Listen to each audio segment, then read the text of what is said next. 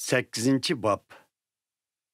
Ma'lum vaqtdan keyin Davud Filistiyaliklarga yana hujum qilib, ularni bo'ysundirdi. Davud Filistiyaliklarning yerini tortib olib, ularning yer boshqarish huquqini o'tkazib oldi. U Moablarni mag'lub qildi. U ularni yerga 3 qator bo'lib yetishga buyurdi. Ondan 2 qatordagilarni o'ltirib, bir qatordagilarni saq qoldirdi. Shunda qilib tirik qolgan Moablar Davudga el bo'lib, uningga boj seliq to'laydigan bo'ldi.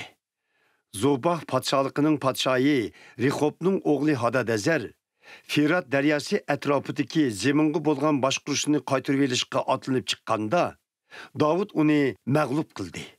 Davud uningdan 1700 otliq lashkar, 20 ming piyoda lashkarni asirga oldi. 100 harbini tartishga yetgudak otni qoldirgandan bo'lak, qolgan otlarning hammasining peyini kastirib etdi. Damashqdagi Suriyaliklar Zoba podshoyi Hadadazarga yordam berishga kelganda, Davud Suriyaliklardan 22 ming odamni o'ldirdi.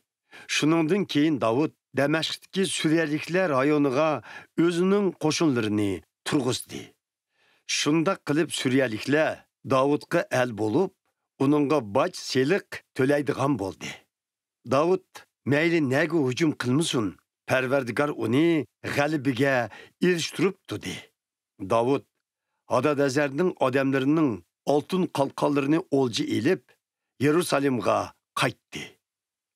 Davud podshoh yana Hadadazarning Batax va Berotay degan 2 shahridan nihoyat nurg'un tuch o'lji oldi.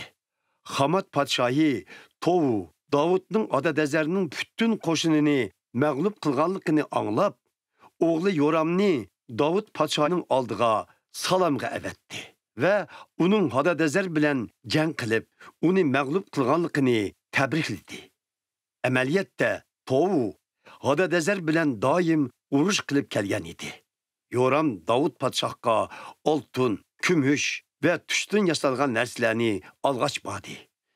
Davud podshoh bu narsalarni o'zi burun bo'ysundirgan barliq xalqlardan, ya'ni İdomliklar, Moablar, Amonlar, Filistiyaliklar va Amaleklardan olji olgan hamma oltin kumushlar, shundaqla Zoba podshohi Rehobning o'g'li Hadadazardan olgan oljilarning bir qismi bilan qo'shib, Parvardigor uchun qilinadigan xizmatlarga otidi.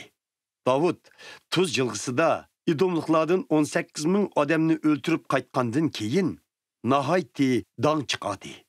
U yana İdomning har qaysi joylariga o'z qo'shinlarini turg'izdi. İdomliklarning hammasi Davudga el bo'ldi.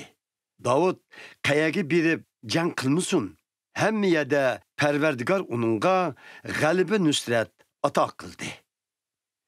Davud endi bütün İsrailiyaga hukmronlik qildi. U xalqni odillik va haqqoniyat bilan boshqardi. Mazlum Ziruyaning o'g'li Yoab qo'shinga bosh sarkarda, Ahilotning o'g'li Yoshafat tazkirchi, Ahitobning o'g'li Zadok bilan Abiyatarning o'g'li Ahimelek ruhoniy, Siraya putukchi, Yehoyadanning o'g'li Binaya kiratlar bilan piletlardan tarkib topgan Yasavullarning boshlig'i. Davudning o'g'illari ruhoniy edi.